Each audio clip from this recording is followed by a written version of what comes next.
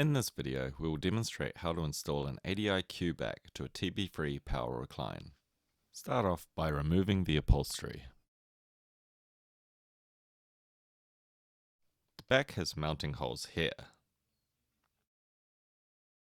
To mount the recline unit at multiple heights.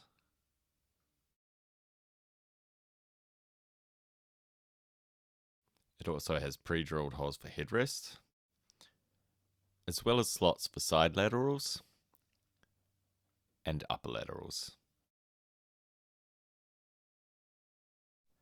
Start off by ensuring you have it the right way up with the back code at the bottom. You will need 4 M6x10 button head screws no longer to ensure a tight fit, as well as M6 penny washers. Lift the back to your desired height, aligning it for TB-free power recline holes, inserting the screws at the bottom first.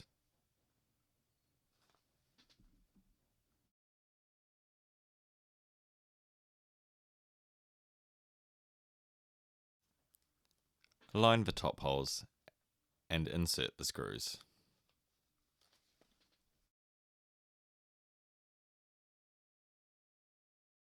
Ensure all the screws are tight. Next step is to reapply the upholstery.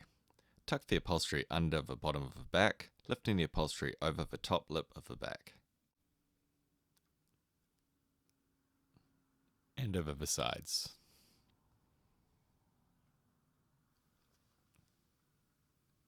And there you have it.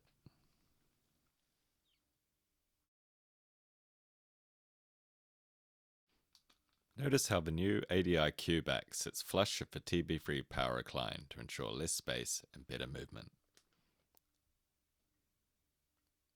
Thanks for watching.